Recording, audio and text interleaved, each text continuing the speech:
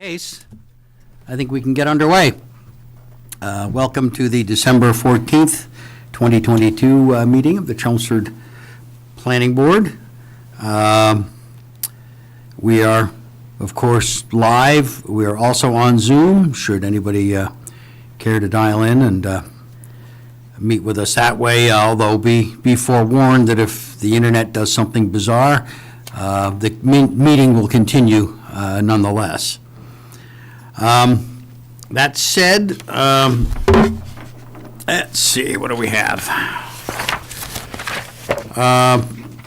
First up, we're going to have some public input. We have several things going on, but I guess we might as well start at the front row. Tell us who you are, not that we don't know. Yes, good evening. My name is Joseph Heider, and I live at 29 Chamberlain Road in Chelmsford, Mass. I'm here tonight, my wife and I are here tonight for basically information, and I'm hoping you'll be able to answer our questions. Mr. Chairman, if I may approach, I have some paperwork, I made some copies. Please. And because you have some new members since we've been up last, I think it'll help. And I'm going to stay in front of the microphone because every time I watch the meeting, people walk away, you can't hear them. Yeah. That's true.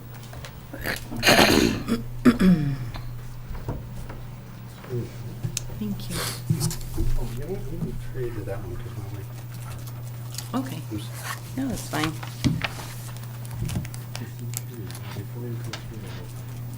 All right. I don't have an extra pen. Thanks, I Joe. can fill out of my pocket. Oh, yeah. I do, Deirdre. Do you have an extra pen? Thanks.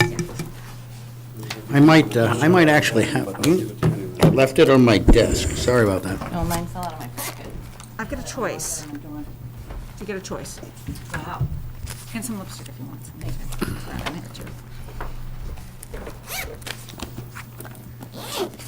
you. On page, you're welcome to read the whole thing, but I can kind of give you the quick run-through if you'd like. Okay. On page 5, the second paragraph, which is under decisions. Let's see. You'll be able to read that. I don't have to read it to you. It's pretty short and sweet. Number 7 is the one we're going to approach.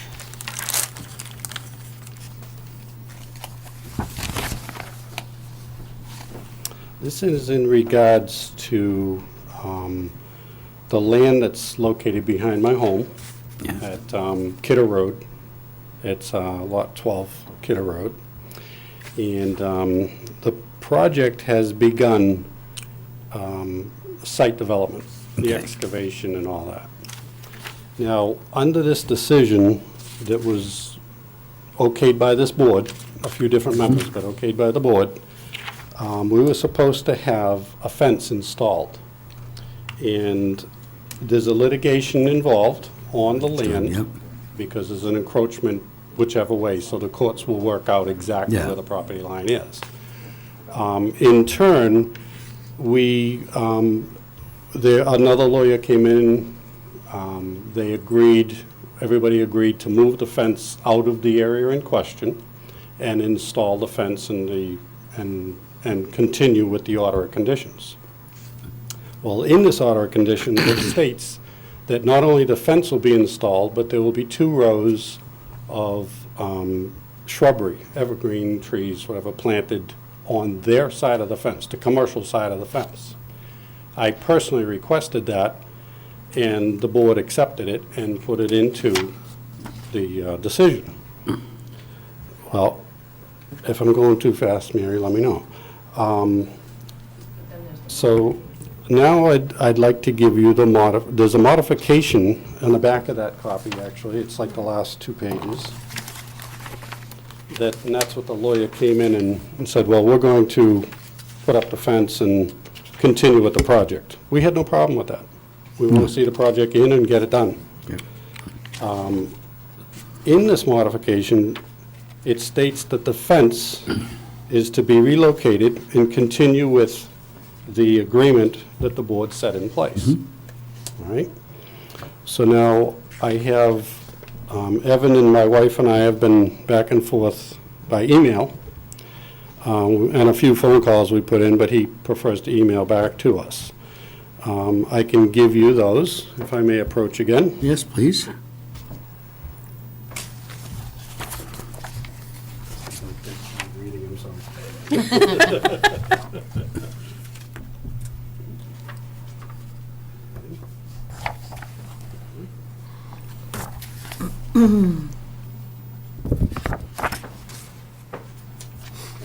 Yep, thank you.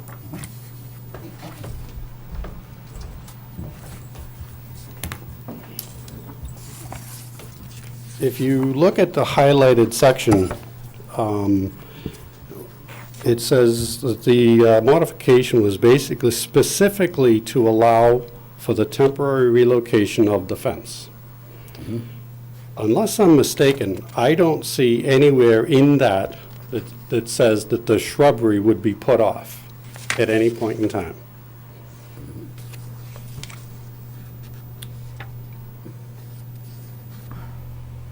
I guess I'm not understanding the question.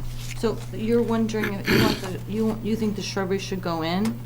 Yes, now, but under you- the but agreement. It's not determined where the border is? This started in 2016, it's gone to Yeah. 2017, 18, 19, it's been a while. Under the order of conditions that the board set before these developers, that the fence would be installed prior to any construction at all, anything. And before anything would commence on the construction side, they would have to put in the 2 rows of plantings, which I didn't want to bring a plan and all that, because it'll be here all night. I'm trying to give you a quick review of it. Yeah, I know. But I'm just wondering, where would you put where would you put the plantings if you don't know where the border is yet? Well, the fence is just moved in a few feet, like 5 feet, basically, from where the line was going to be with the fence anyway. And then from there, you would have the 2 rows of shrubbery on the inside. Under the order conditions, no work can commence until the fence and the plantings are installed. From what Evan has informed my wife and I, and these emails in that second package I gave you, they start on the second to last page and the last page, and they move forward. You're welcome to read them, or I can give you a quick scenario of what's going on. Question. Sure.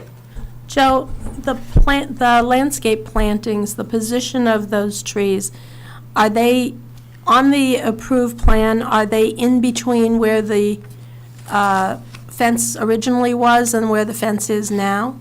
There would be a retention pond on the back side of that fence, on their side of the fence. Yeah. And there's approximately a 15-foot strip between the retention pond and the fence. The current fence? It would be about 10 feet now, because they moved the fence Okay, in 5 but feet. what you're saying is that planting would be in the same place, whether the fence is located where it is now or where it was originally They planned to probably have to be. move 1 row of the plantings over to once the fence, if the court deems that the property Yeah. line is there, they may have to move a row of shrubbery. And the other row would stay where it was. The other one would stay. Okay. So Mr. Belansky, if I may, informed us that they had a meeting this past summer. I didn't see anything on TV that the board made any decisions of any kind. But somehow it got from Mr. Belansky telling them to waive any plantings and go ahead with the building. Well, they've got excavators literally right up against the fence. They've got everything in there. They're going hog wild, and we're eating the dust and exhaust and everything else because there's no plantings that keep them off the fence. They were hoe ramming for 3 days, and they're breaking up ledge this past week. Yeah. So my question to the board is simply, am I misinterpreting something here? Because the order of conditions says they can't do any site work until the plantings are installed. That's what it says. Yeah, it's certainly what it looks like. I'm guessing there may be more to this. You got any insight on that? I mean, this is not something we're gonna be able to solve tonight, but. I understand. We need to, And- we need to figure out what we're gonna do here. Exactly. And I don't want to take all night because there's many more people Yeah. in the room, and I don't want to. Okay. I don't want to be that guy. But basically, we just want to ask the question. You can research it. Sorry to give you homework over the Christmas week, but if you can research it, we'll come back. Okay. It doesn't matter. But I don't understand how it got from this decision to someone particular without coming back to the board, is the way we were always taught. You come back to the board if there's any modification at all.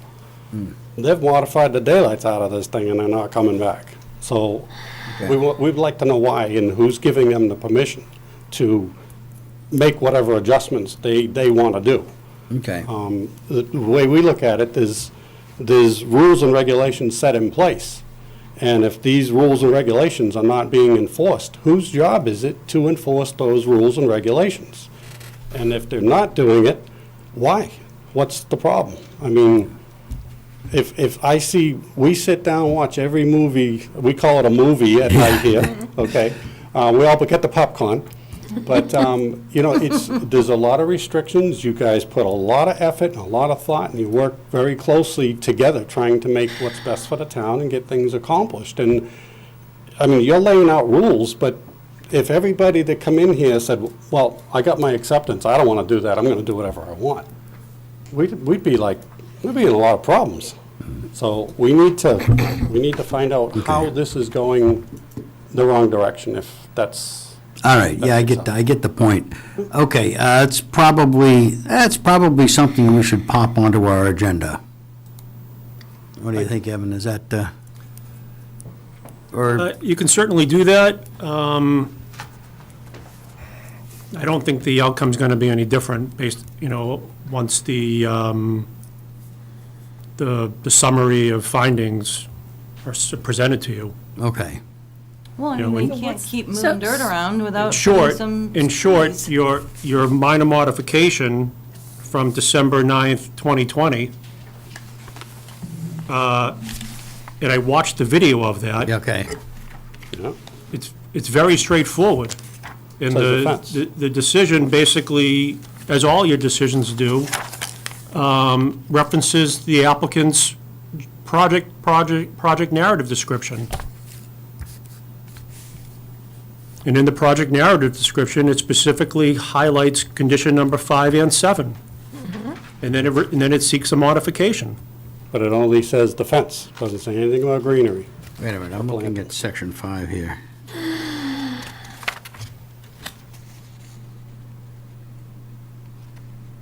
Okay, so, You're saying that the minor modification nullifies the need for greenery?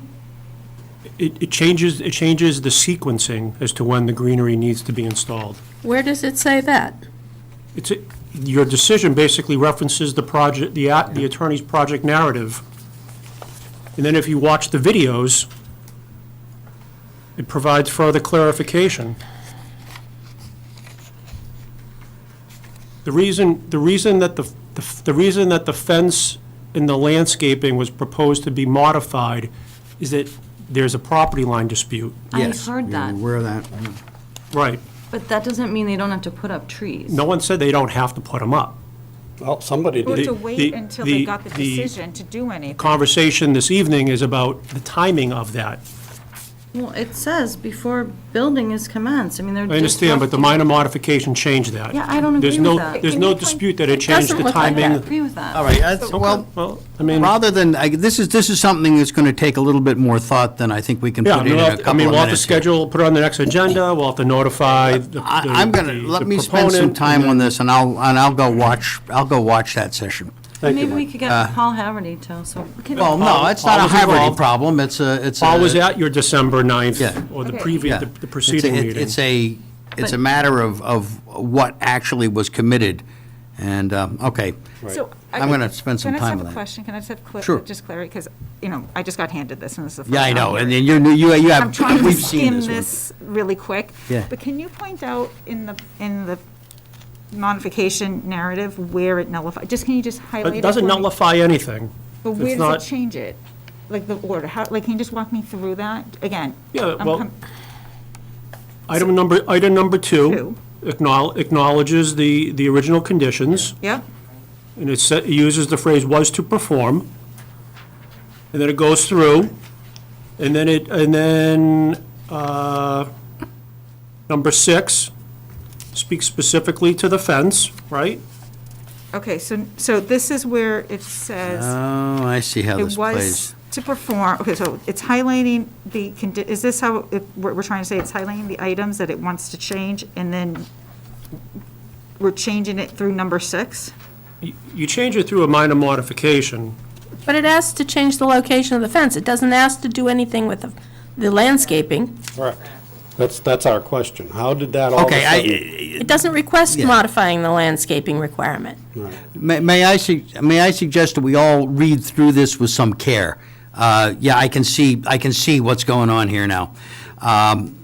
We need to read through it with some care, and the fundamental question is, does paragraph 6 here obviously puts the fence in a different location, but it's not clear, on a fast reading at least, that it does anything to the greenery. So let's Put it on for the next agenda. put it onto the next agenda. In the meantime, let me spend some time watching the movies, Yes, yes. And there's watching one, was it me? I wasn't the chair. via Zoom. Well, was until the Zoom went out. There's one other point, and I'm going to tread lightly. I'm not picking on anyone, and I'm not a lawyer, and I don't want to be a lawyer. I've seen it all. I've done it. I understand there was a meeting took place, and this past summer, and we are abutters. If a meeting takes place, we should be invited or made aware Well, of. I think what we're talking here is not a planning board meeting, but what we call departmental meetings, or that kind of meeting, Yeah, but which happen rather informally all the time. Now, they generally don't change anything that we've put in conditions, correct. although they can interpret around the corners of them, and I think that's kind of what we're talking about here. Yeah, because we were never notified of anything at all. Yeah, until I'm not sure that you necessarily would have been, but Well, but it's interesting, it's a good question. I look at it at the point of, if there's a tree on the property line, and one neighbor wants to take it down, the other one goes, hey, I'd like to take that tree down. Is it okay? Is there a problem with it? I mean, Yeah. just out of respect. Okay. Thank you. Thank you to you all. Okay, thanks a lot, Joe. We'll take a good close look. I appreciate it. And, I'm almost thinking, nobody really knows where exactly the fence is going to land. I know, and, God, it's in land court. We may all be well retired by the time I'm that Mary Ellen happens. Hyder, 29 Chamberlain Road. Yes. So just for your awareness, because I'm sure a lot of you haven't even been out to that site in years, but they did install the white vinyl fence. Yes, I've seen it. And so it is installed. Now, like you say, whatever the decision winds up being at court, either they're going to have to move it or it stays put. And honestly, I feel like right now that since it's really installed there, they have no intentions of wanting to move it unless the court says. Well, yeah, I'm sure they don't want to. One thing that does occur to me, and I'll put this out as something that people can contemplate.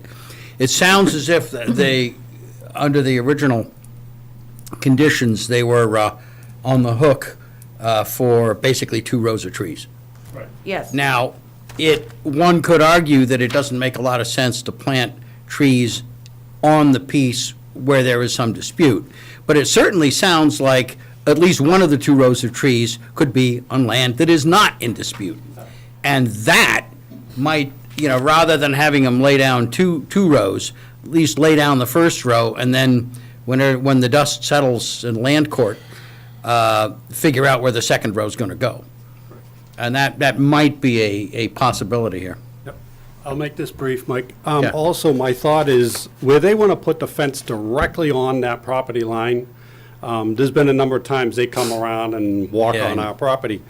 I would like to, maybe it needs to come in before whatever boards, but they should have a requirement that that fence should be left on so many feet, 3 or 5 feet or whatever, on their property, so if they need to walk around and service the fence, you're not walking on somebody else's property. Yeah, I'm not sure how that's definitely handled, but generally, when you put up a fence, you got to make sure it's on your own property. Correct. My dad, Yeah. many years ago in Tewksbury, was a fence viewer, what they Yeah. called a fence viewer. Yeah, when we had them. Yep, and he used to come out and he said, well, where's the survey lines, where's this, where's that, and what's the fence, and if it's offensive, you have to turn it the right way and all Yeah. that.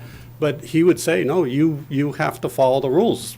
He can't sign off if it isn't right, and Yeah. it goes back to the town. So it may save a lot of litigation on a lot of areas down the road at some point for the town. I'm thinking you might be right. Just thinking, I like to fix problems, I don't like to bring them up. Thank you for your time. All right, we'll have a look. We'll have a look. Thanks, Electro.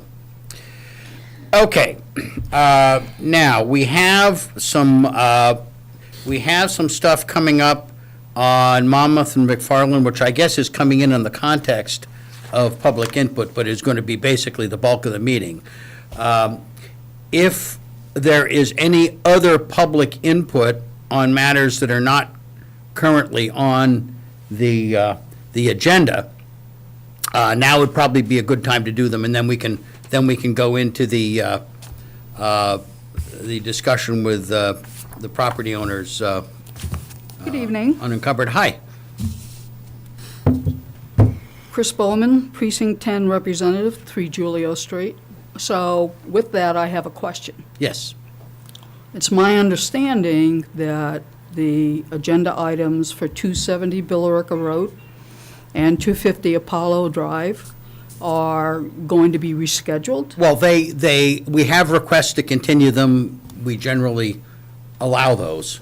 So Yeah. that hasn't actually come up on the agenda yet, but that's probably what's going to happen. So this leads to my question. If that is the case, then can public input be given for those items, because even though they're on the agenda for tonight, are going to be continued? I would say no. They may not get discussed except for the continuance tonight, but they're still agenda items, and they remain agenda items. So I would suggest that we not discuss, particularly because if there is input on that, it's stuff that the proponents would probably want to hear. So I would say no, let's not discuss either of those tonight. Well, they have a right to hear and respond to, and Yeah, they're not yeah, here. right, and then So, we need to enforce that. Okay, so the fact that they are agenda items, regardless of Yeah. whether they proceed or not, that's Well, the it'd key be more than that. factor. The fact is, both of them are continuing activities in Yeah. front of this board, and until those activities are terminated, one way or another, granting or Just asking refusal, for yeah. clarity. That's my understanding. Yeah. Well, you're the chairman, Well, so, doesn't make me all powerful. I wish it did. so thank you for that clarification, Okay. and I'll come back. Okay, hey, thanks a lot. Thanks Thank a you. lot, Chris. And And I did get your letter, by the way. thank you very much. Yeah, I just skimmed it. Yeah, but we'll pass it around. Okay. And if you have any questions, let me know. And with that, Merry Christmas and Merry Happy New Christmas. Year. All right, we'll see you. Thank you. Hi, Joel. Joel Luna, 10 Carter Drive. I don't remember the agenda well enough. Are you going to be discussing the MBTA zoning thing later on? Yes. Are you Yeah, going to be, we've are you got going to that. be, are you going to be taking public input when you discuss that? Because I have public input on that, so I can either do it now or I can do it then. I don't know, is that actually in the form of a public hearing? I don't think so. No, But I'd like to hear his public input. yeah, public input would make some sense here. It being a zoning change, Yep. there will in fact be a formal public hearing. But not for a while. But it won't be for a while yet. Until we have a proposal for Yeah, a and zoning my input is change, specifically which we about don't. the sort of processes you'd be going through now before you have the public hearing, because I sat. Okay, through- if you want to through the discuss presentation. process, I think that's reasonable to discuss. Yes, yeah, I do. Now, why don't you go ahead? Okay, thank you. So I sat in through the presentation that was made by NIMCOM. Yeah. And they talked about the need to generate housing, but the thing that bothered me was in the entire presentation, they never mentioned anything about the 40B, how the comprehensive permit housing. Yeah. So that is a housing generator that currently Chelmsford has going on. They don't have much control over it, right? Well, But that would be yeah. something that I would ask you to ask NIMCOG, is to please address how this works with 40B. Okay, and that's a good point. I think at this point, because we are at our 10%, 40Bs can't get forced through the way they could be if we were below our 20% on the, our 10% on the housing. That being the case, 40B's not a particular threat. I mean, people can propose 40Bs, but they cannot, they cannot force us to bypass. I understand all that. But Yeah, correct me very if well. I'm Good, wrong. okay. Like, Yep. you're saying, this, let me know if I'm I missing. have more to say about it. But So like, if we'll- we're okay. going to propose another 1,400 Yes, units. yes. How do we incorporate the 40B 10% to go along Yes. with that? I think that's what you're trying to say. That is my Yes. last of several points, but that is definitely one. Okay. And Is then that when you're looking at the question of generating this much housing, Yeah. please to include a 10% affordable housing component, or you're going to risk putting us back into the. Yeah. Well, just wanna make sure you- Good point, and our rules would require us to look at this. Also, it's not, merely allocating space on the zoning map or in the bylaws for 1,400 houses does not mean they will be built. And Yep, I understand. as you know, our affordable housing percentage is based on what's built, not what's Yeah, exactly. possible. But I mean, So as there you're- is as a you- relationship. Yeah, no, I understand that, but as you're planning for it, essentially you're identifying that, hey, we're going to assume that we're going to try to Yeah. get, we may not, but we are going to try. So we should also plan to make sure that 10% of that is going to be affordable. I think you'll find a bunch of the planning boards on the same page with you. Okay, good. Also, I was going to ask, will you be coordinating with the Chelmsford Housing Authority, therefore, as part of that? Because they are also generating housing as Oh, yeah. much as they Oh, can. yeah. Oh, yeah, And so I just want to we be sure discussed they were it. included in that process as well. And then also, when they were talking about assessing how many density units that we had, were they including, because I couldn't tell, were they including the 40B locations where there is that kind of housing? And when you're looking at what your strategy is going to be, whether it's going to be distributed throughout the entire community, or whether you're going to, zone it along 129, or whatever you're going to do, are you going to include the fact that we do have these high-density Oh, yeah. spot areas throughout the town as well? Yeah. Okay. Yeah, that will be definitely taken into consideration. And Okay. that certainly forms a substantial part of our affordable housing Okay, good. count. Yeah, I mean, and I think Evan made reference to this in that meeting, was that previously, when we went through a lot of the comprehensive 40B process, that there was definitely a surge, a big load of those through town. I lived through that on the Yeah. board. So I was on the board when we went through that. So I just want to be sure that all of that work gets paid off in terms of our future planning. Whenever we're looking at adding housing, that we're definitely looking at the affordable components. Excellent point. All right, thank you. Thanks a lot, Joel. Okay, I guess we're just about ready. Is there anybody out there in Zoom land? There's a handful of people on Zoom. Okay, but nobody's, Does anybody have their hand up? Not yet? okay. In that case, we'll get to, well, why don't we take one thing out of turn here, is why don't we act on continuances for the two where I believe requests have been made? And then we'll go back and we'll get into the discussion of possible rezoning. Yeah, they're both requesting continuances to January 11th, 2023. Fair enough. I would, In that case, I would propose that we continue the hearing on 270 Billrica Road, DH Property Holdings, until January 11th. have a motion? I'll second. We got a motion, a second. All in favor? All in favor? Aye. Okay. Aye. Yep, I counted at least 6. Hi, Mike. Do we know why they're moving this? They made the motion? Like, what's? 270, That was just a Similar- status report anyway, similar to wasn't their it? last couple of requests. They're back to the drawing board, whatever Yeah. that means. Okay. And then the other one is Apollo Drive. All right, motion, Similar to their last couple of requests. I'm What? sorry. what? It was Paul McDougal. Oh, He had his mic on.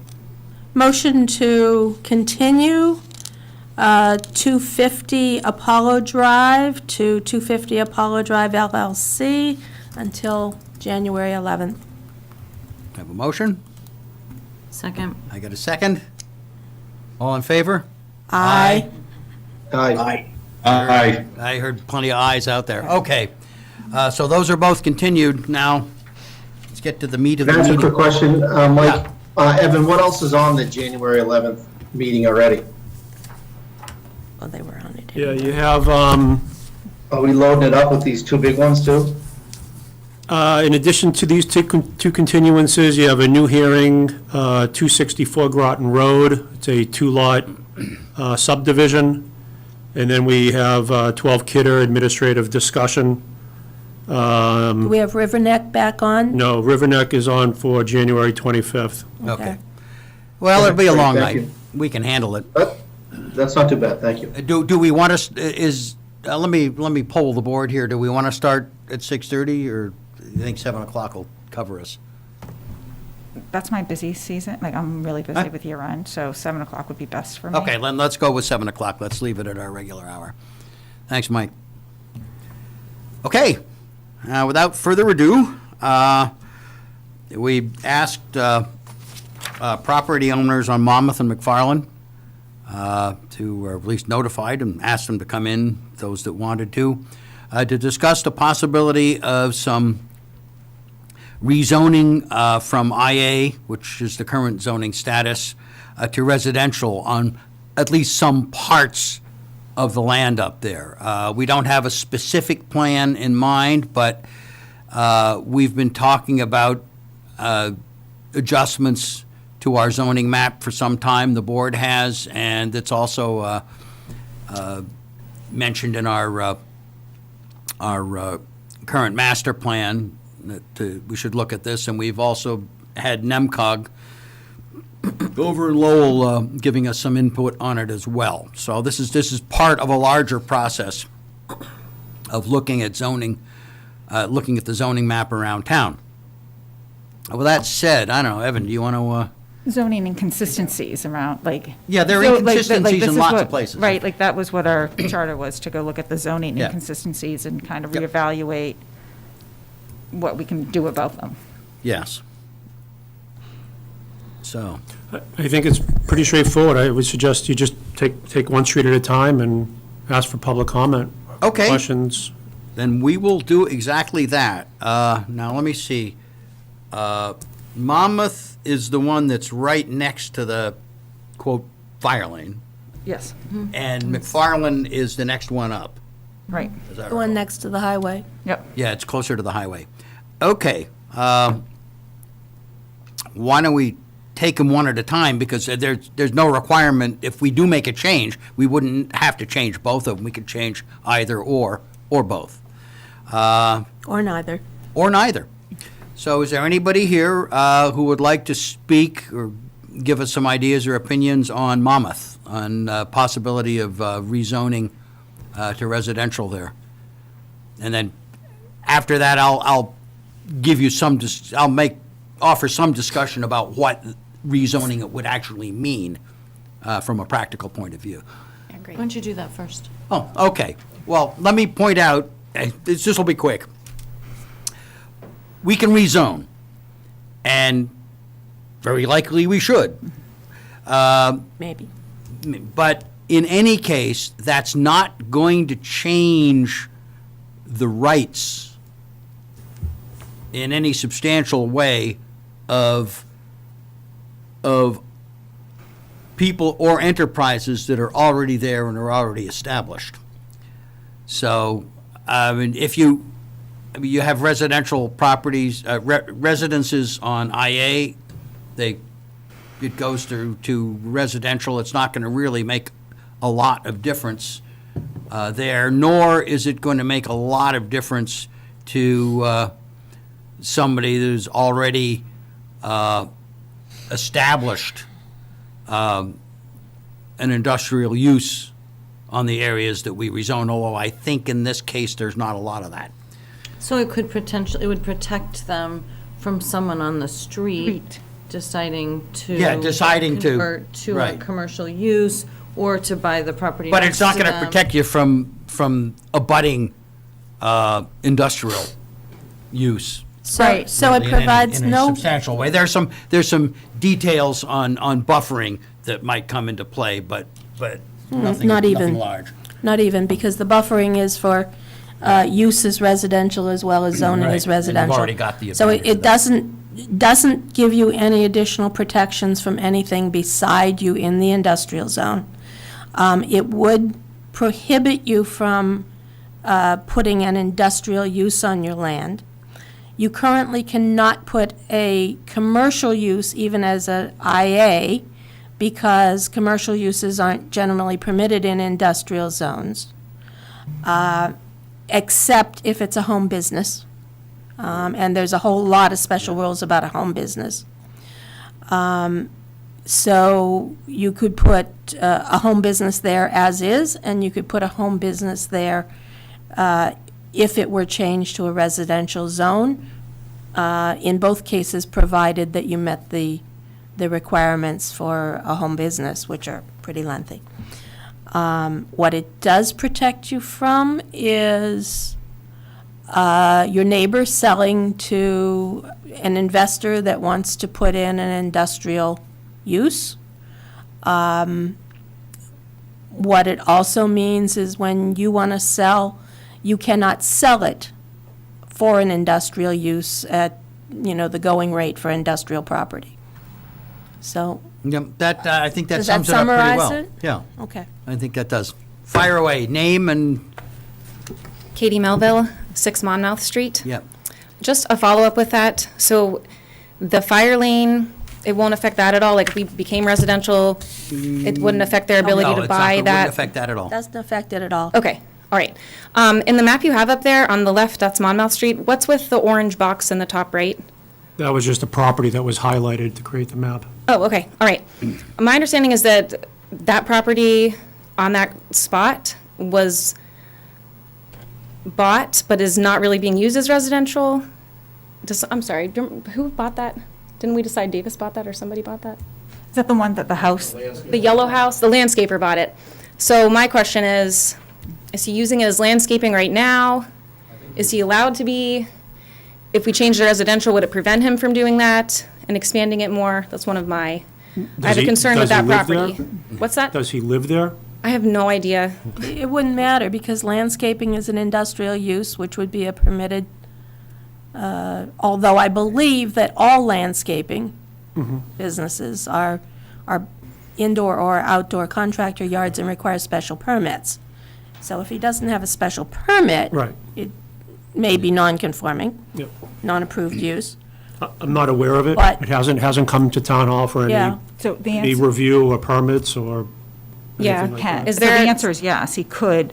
Yeah. And right now, as zoned, his IA could make it into a landscaping business. You Yeah, could, with- that's with right, appropriate special permitting, permits. That's right. Okay. And But if we if he change it did to- that before it changed zoning, he could keep it that way. Okay, but if we change it to residential, before he did that, he wouldn't be able to get the special permits to do the landscaping allowed- business. allowed. But yeah, you can bet, and anybody who is considering a use change like that up in this area is Gonna do it probably first. well, they're going to do it first, and they're probably well aware of what we're Yeah. doing. Right, yes, gotcha. Unless they live on a different planet. Okay, sure. Okay, so, So no, that's not likely to change. gotcha, thank you. I and my neighbors, we've been talking a lot about this, and I guess one of our points, one of the reasons we might want to stay industrial would be if, considering the Davis Companies is trying to build some industrial thing here, there's other industrial things being built around, if we become residential, no one would ever want to buy out our street. And I only bring that up because it's happened in the past where people have wanted to. I have articles from 2001 where it was on, and a developer wanted to come and buy it and all of this. And so it's just, Yeah. if we're surrounded by all this industrial stuff, maybe we'd want to get out and maybe we'd want to have an out. That is the balance. Yeah, okay. That is the problem underlies all of this. And I'm still on the fence myself, but I was trying to understand how it affected the fire lane, and then when that property I was wondering about was in Orange, I was wondering if that had something to do with what I know, but. Well, thanks for letting us know about that. We'll keep that in our back pocket. And at one of the Davis meeting, I think one of the neighbors on Mammoth, like, actually said that to the Davis, like, why don't you come and buy up, if you're gonna do this, just buy up our whole street. By the street. I don't know if I want that either. I'm really just trying to That's- understand and But, I know mean, that. but that's what But Davis it's is a doing. reality. Yep. You know, it's a reality is industrial property goes higher than residential Yeah. property. And yeah, I mean, if that road, if that terrible road goes behind my house, I might want someone to come buy me out. Okay. So, And that's, just I something think to keep that's, in I mind. think that's a very fair, and to be quite honest, after having discussions about this, I think we should push this, both of these off until we settle the issue with Davis. And personally, I don't think we should be bringing this to town meeting in April. I think we should be bringing it in the fall. Okay. And I think we need to look at, then that gives us time to look at what happens with River Neck and whether or not we take care of the street properly versus doing two streets like this. And that was my next question. This would be on town meeting? Is that how this would be decided? Yes. Well, what would happen is a draft for town meeting would be prepared. At that point, the rules require us to have a formal public hearing on that zoning proposal. Okay. It could happen now, it could happen next summer, and in fact, what, the input that we're getting here now is part of what's going to tell us how we want to proceed. Sure. Okay. Also want to say I love where I live. I don't want that Yeah. truck lane behind my house. Okay, but that is all. Thank you. Okay, thank you. Anybody else Hey, from? Mike. Yeah, go ahead, this is Mike. Mike Walsh, I just want to clarify, the intent here was to protect those two streets. When Davis companies came along, these two streets were in big opposition, which rightfully Yeah. so. But the intent here is to protect, and that's why we decided to Yes. bring the subject matter up. If it's not the Davis companies, there will be another developer that's going to do something to that property. So, It's not the property, it's now the fact that they're buying the fire lane across the street, which runs behind these people. Yeah.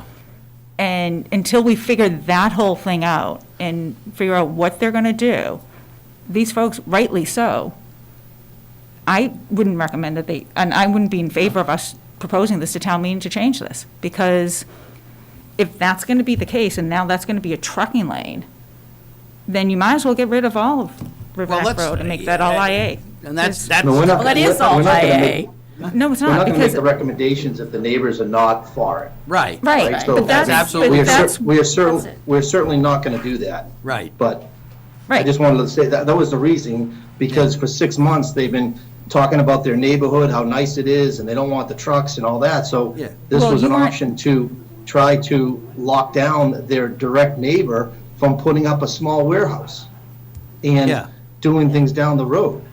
And I think some of the neighbors we spoke to didn't even know that their houses were in I IA. think that's correct.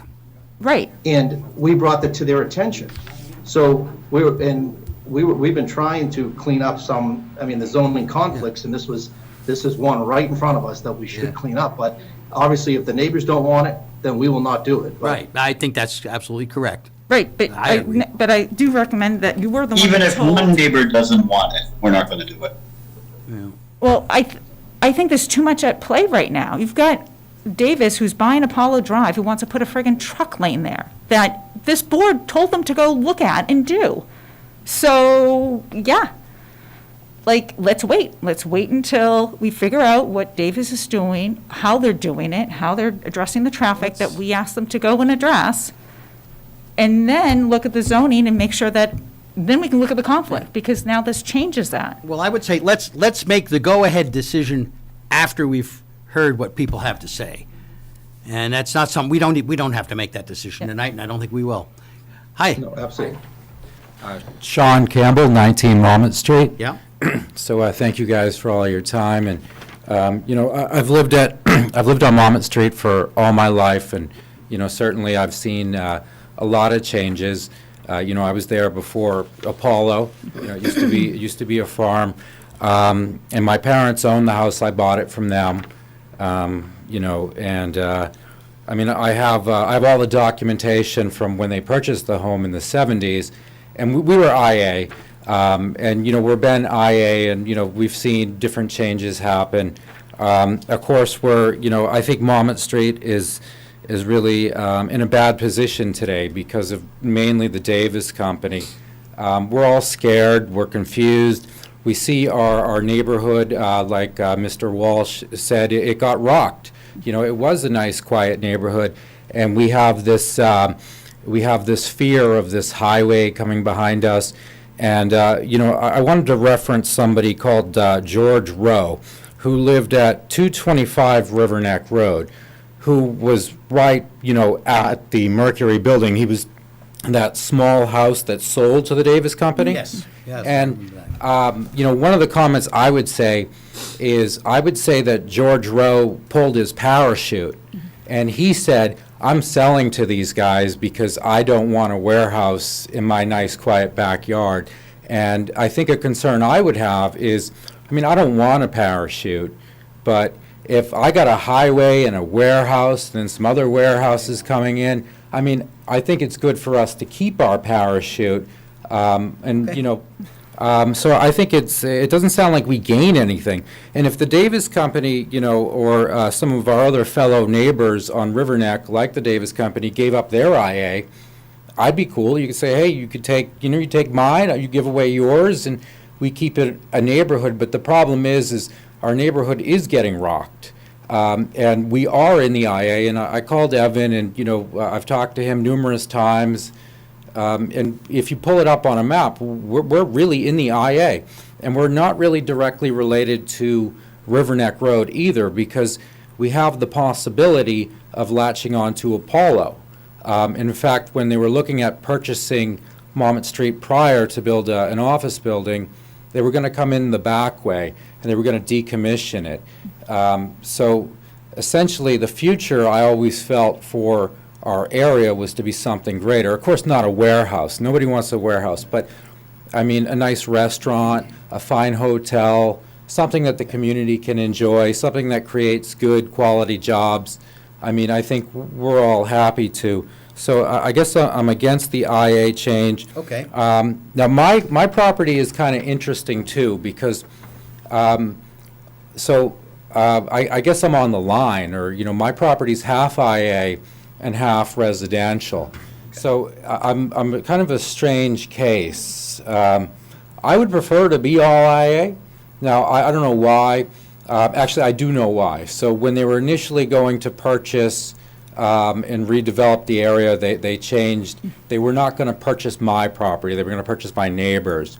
And they didn't need to switch mine to all IA. So, I mean, it'd be great if I was all IA.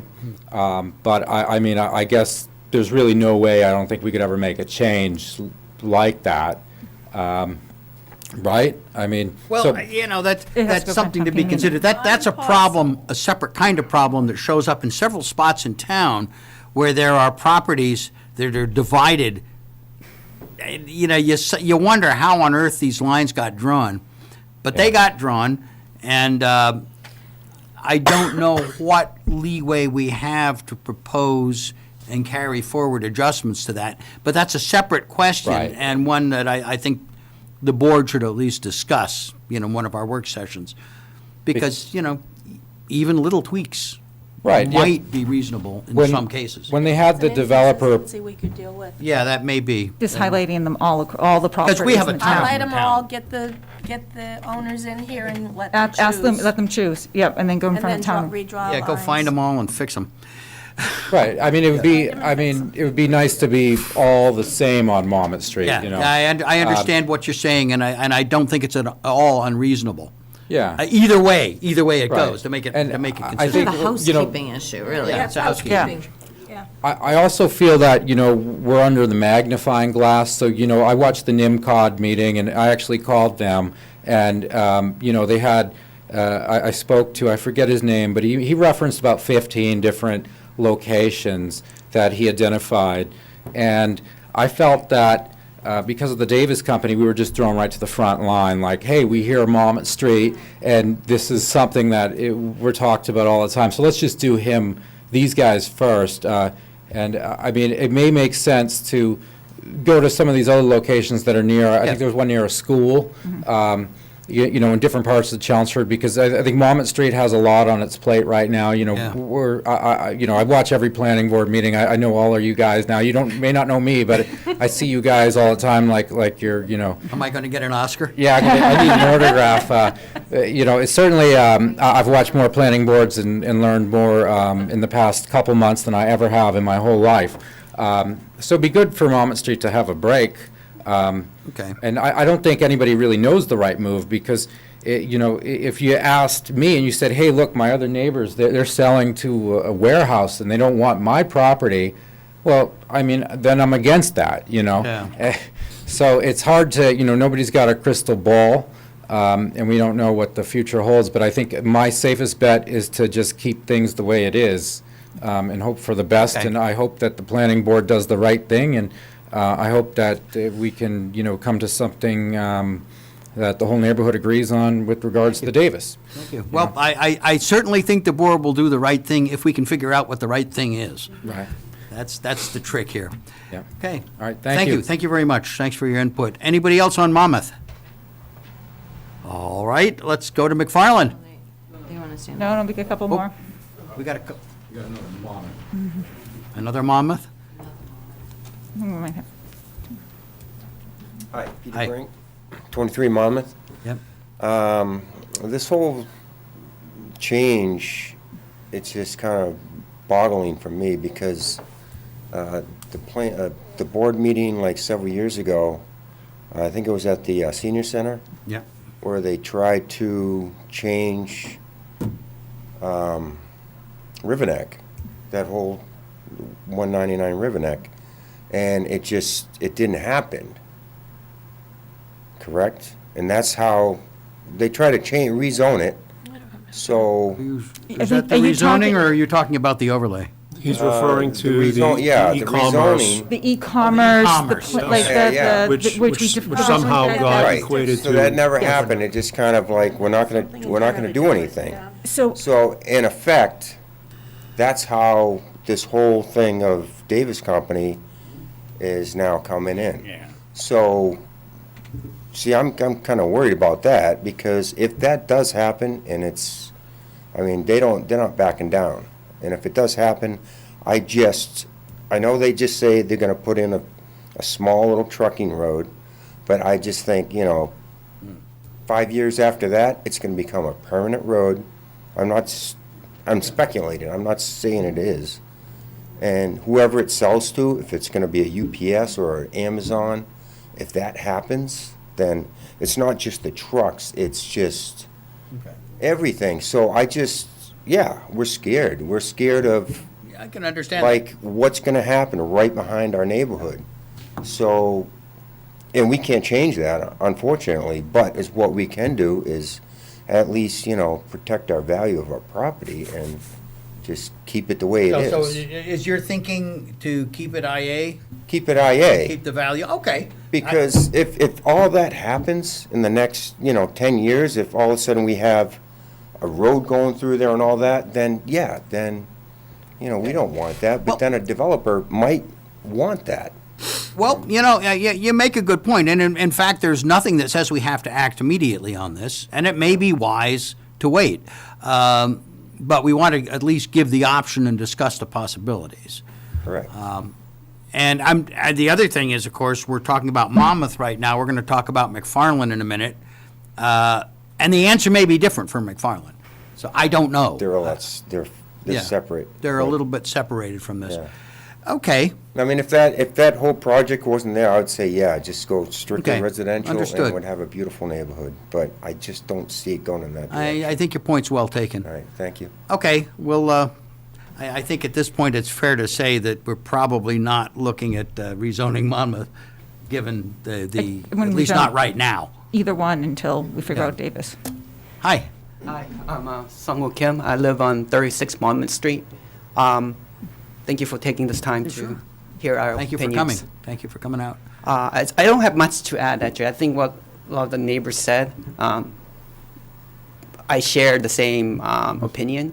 So I just want to, but I don't know who's against it and who's for it or who's on the fence. So I just want to put myself out there to say I am against changing it. Okay. Please give us an opportunity to potentially sell in the future. And if there's no immediate plans for any businesses to take over the street or neighbors setting up industrial shops, just leave it. And we can do Okay. cleanup later. All right, I think that's a fair point. Now, we can't keep people from setting up industrial uses there now. I mean, Right. we have special permitting and a lot of things that we do in our process, but fundamentally, we can't keep that from happening on the street. On the other hand, it maybe is not particularly likely to happen. So, okay, I think we've got a pretty good flavor of what people on Monmouth think. Anybody else on Thank you. Monmouth want to speak? Oh, another Monmouth? How are you? Christopher Graham, Yep. 26 Monmouth. So clearly, I think probably get the smell test from us that we want to put the Davis Company on our Christmas card list. We love them. I'm sure they'd appreciate the card. But I'd just like to add to the record that, I'm also against the change. I'd like to keep it IA. Okay. Thank you. And just a quick question, kind of goes hand in hand. Is there any correlation between this road that they're proposing, Davis Company, and if we did make the switch to residential, would that do any type of easement protection? Or- I don't think it would make any difference at all at this No. point. Okay, so it doesn't. has No, it doesn't affect not it. I mean, relative there to are that. already protections in terms of buffering and such between residential and non-residential uses, even if the residential use is actually on an IA. Oh, okay, I mean, those restrictions operate either way. okay, great, thank you. Thanks. And actually, I believe the road would make your property more valuable, Okay. if that makes any sense. Well, who knows? Yeah, really. You have to see the project in front of you Yeah, I'd have to- fully understand it. So I just, a little follow-up to that is for it to make it more valuable with us being IA or converting to residential? Or would it not? I Or is think it the around? value I'm stays saying higher at IA. IA. Right, okay. All right, It thank you. makes your property more valuable to an industrial use. I think that's true. I mean, I can't guarantee it. I'm not a real estate. Well, we're tycoon, always but- worried about traffic going down Yeah. River Neck.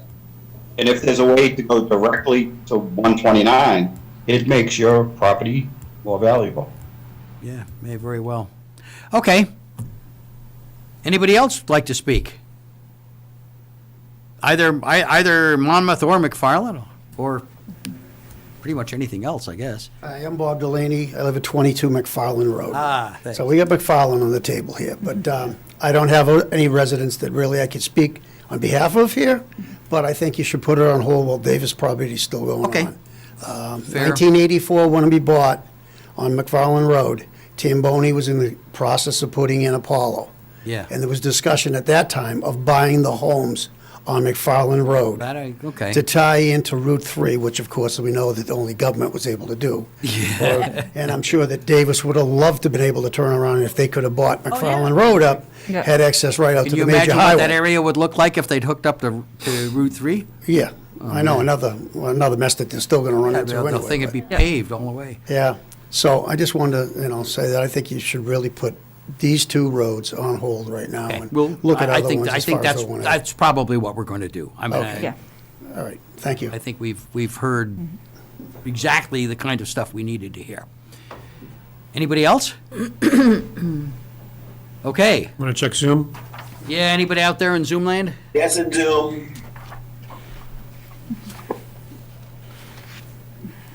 Go ahead. Am I on? All right. You're Alan Kolf, 23 McFarland Road. Yeah, the horse is out of the bag at this point. It is too late to preserve things the way that they have been. They're great neighborhoods, but at this point we are at a junction. So, our homes have lost value. If I'm going to try and sell, they're going to see all the Stop the River Neck Road project. So we need to see how this plays out before we can make a decision. The tragedy is there aren't enough homes in Chelmsford. If these streets were changed into warehouses, there's nowhere for us to go. There's just nothing for sale. But if I'm being forced out, we do need the maximum price, and that IA zoning does provide that. So I think we need to defer the decision until we know more. My two questions are, will a more formal tally of these neighborhoods be taken? We've got a few speakers here, but there are a lot of residents on these streets. First question. And the second question is, what about Clark Avenue? Why aren't they being represented here? Thank you. That's a good question. Where does Clark fall on the zoning map? They're already RA. Are they already RA? RA or RB? RB. RB, sorry, RB. Okay. Yeah. They're resident- already- They're resident, they never switched. Yep. Okay. Well, thank you very much. If there's nobody else out there. There's one more, One more? Okay. couple more maybe? Bruce Troutmeyer, 13 McFarland Road. I kind of agree with my colleagues on holding off until we see what's going on with the Davis companies. I do have a question just on zoning in general. If there is a change in zoning, can you change the zoning where if a company comes in, that they would have to purchase the entire street versus individual units? I don't think that's within our powers. Good question, though. Yeah, it's an interesting one. Yeah, maybe we can think about that.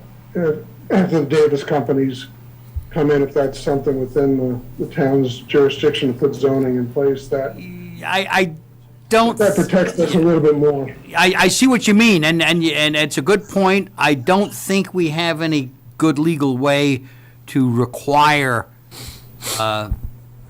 somebody coming in to buy property, to any particular property. They can buy whatever property they can buy, and they can come to us with a plan, and we can approve it or deny it, or modify it, but. Mike, could the property owners do that themselves by creating a subdivision association? But they could create an association. It's gonna I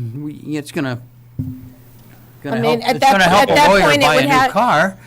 Well, I get that, but would it, in essence, force the sale of all or none? That could be done, yeah. You could certainly put something together. Everybody would have to agree, and I don't want to even speculate on exactly how that would be done, but I think from a legal perspective, it could be done.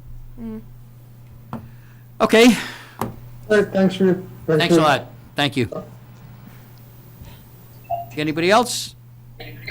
One more question from McFarland. Yep. If we may. Please.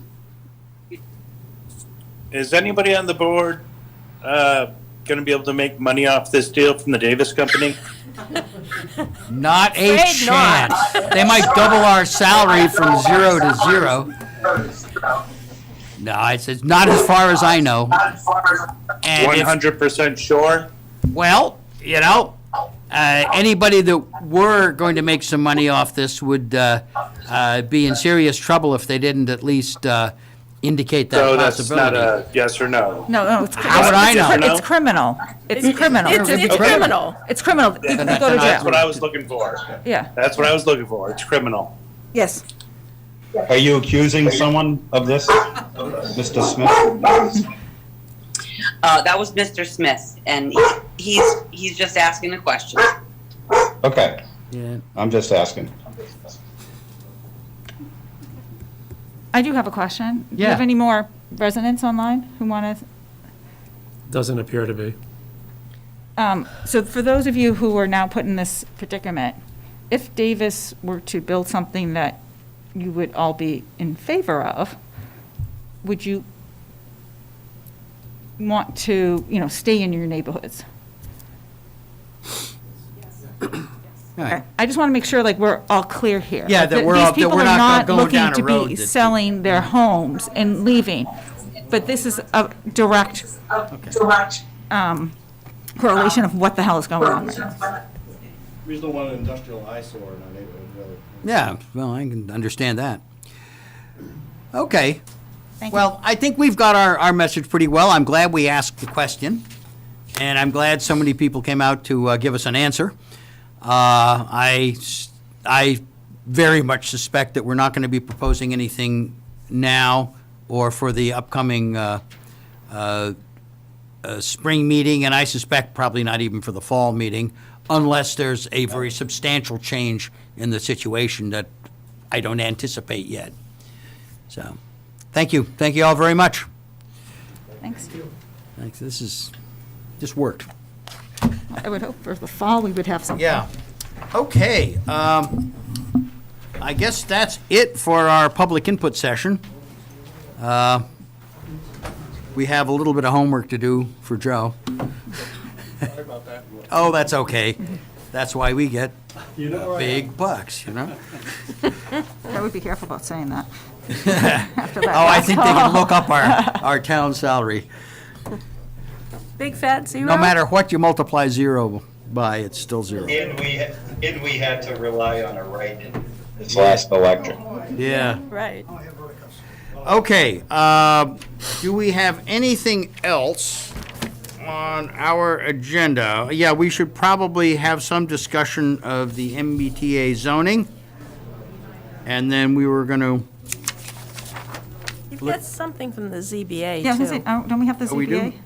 ZBA? Yeah, it's item number 3, under zoning items. okay, let's take a look at that. Let's take them out of order here. Take them out of order. Yeah, let's look at the ZBA stuff. Okay.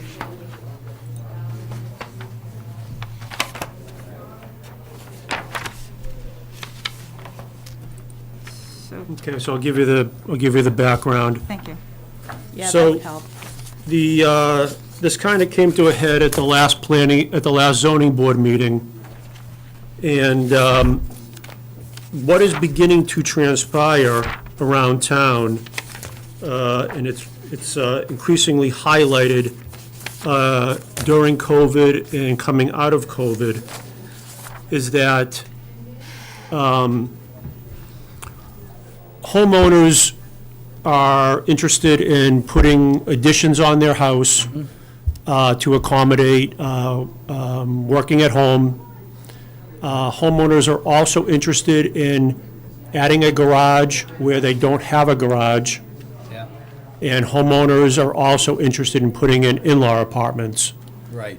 Some want to do a combination of two, and some just want to do one. And what is happening is many of our lots, as a planning board knows, are well under 40,000 square feet. Many are 20, and many are 10. And the setbacks, based upon the historical date of construction, have worked really well. Yes. But because of these three criteria blending together on smaller lots, increasingly property owners are bumping up against our building coverage and our FAR requirements. And the zoning board has no tools other than a variance. So the zoning board, let me rephrase that. For purposes of pre-existing non-conforming structures, the zoning board can use 195-8 to solve some of this. If it's a conforming lot, if you have a 40,000 square foot lot, Right, then they have no. then there is no special permit. It would require a variance for FAR relief and building coverage relief. And at face value, there's no legal hardship that the zoning board can find to grant those variances.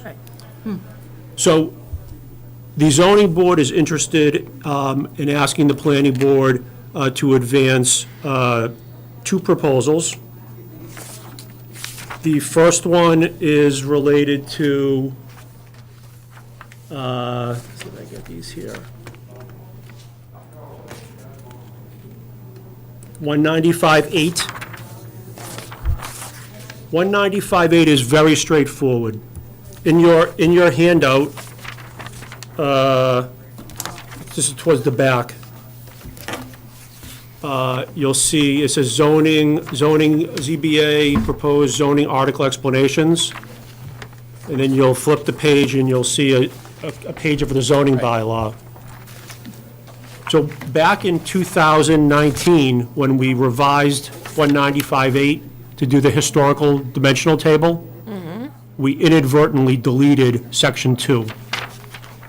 Inadvertently? Inadvertently deleted section 2. I didn't think it was inadvertent, Evan. It was. The reason it's inadvertent is that even without section 2, state law allows what section 2 says to occur. It requires it. This is only, again, specific to pre-existing non-conforming structures.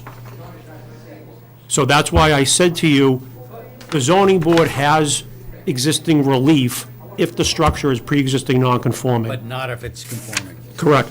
The problem that we ran into is many of us forgot that we inadvertently deleted section 2, which has created confusion for property owners, consultants, changing staff, myself, town council.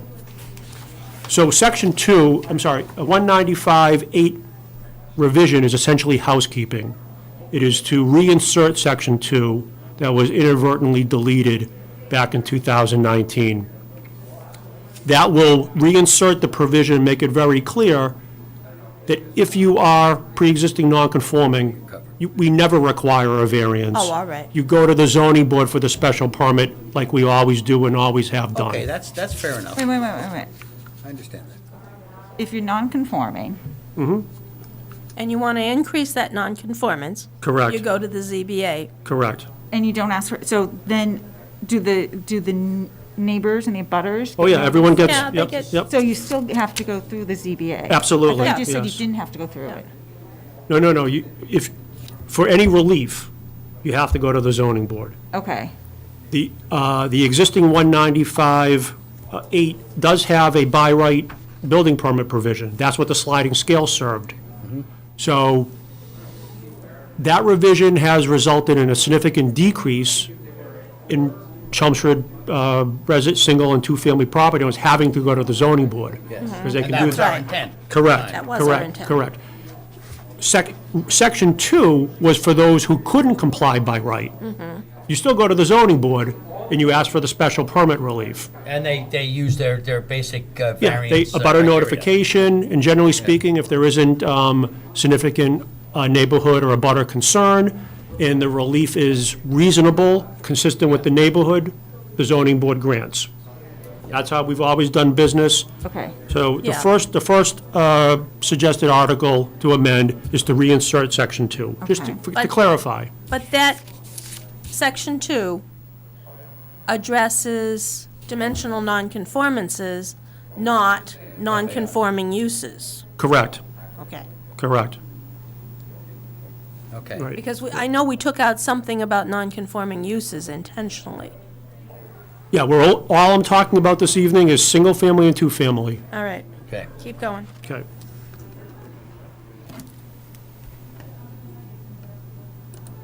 So the second request that the zoning board has is in 195.9. Specifically B, section B. 195, I've got 195.8 in here. Keep turning the page. All right, so there's something else going on. 9, okay. All right, keep going. No, when I turn the page, You gotta go a couple pages. all right, I apologize, couple pages. all right. The 195.9B Okay. got it. currently allows the zoning board to grant a special permit up to no more than 20% relief from front, side, and rear dimensional setbacks. But it Okay. says nothing about FAR. Correct. And it also says within the table of dimensional requirements. Yeah, The strict interpretation of that would mean the underlying dimensional table, not 195.8, the historic flexible sliding scale table. So what the zoning board is seeking is to clarify that the table of dimensional requirements is in fact the dimensional table for underlying zoning for conforming lots, And then structures per the table in 195-8E, the historic sliding scale for pre-existing non-conforming lots and structures. So that would allow the ZBA to grant the up to 20% for any and all. Yep. Any and all scenarios. And then the second sentence is, in addition, the zoning board of appeals may also issue a special permit for an increase to the maximum building coverage and floor area ratio per the table of dimensional requirements. That's for conforming. Right. And then the above special permits may be granted upon the specific findings. So that's the summary. The last page of your handout is a real-world example. Came up at the last zoning board meeting. I do have permission from the property owner and the attorney to use this as an example. Okay. And it's a classic example. It's a lot of 10,720 square feet, pretty common around Chelmsford. Has an existing, I guess it's an expanded ranch. So the existing gross square footage is 2,500. Okay. They're proposing to put a one-car garage in an in-law apartment. That's a total gross new square footage of 1,008. So the total new gross square footage would be 3,500. 3510. 3,510, correct. Under the current FAR of 20%, 2,144 square feet is permitted without any relief. So the existing building is already over the FAR? That's correct. That's right. That's correct. For purposes of building coverage, at 15%, 1,608 footprint is permitted. And they're currently at little under 1,500.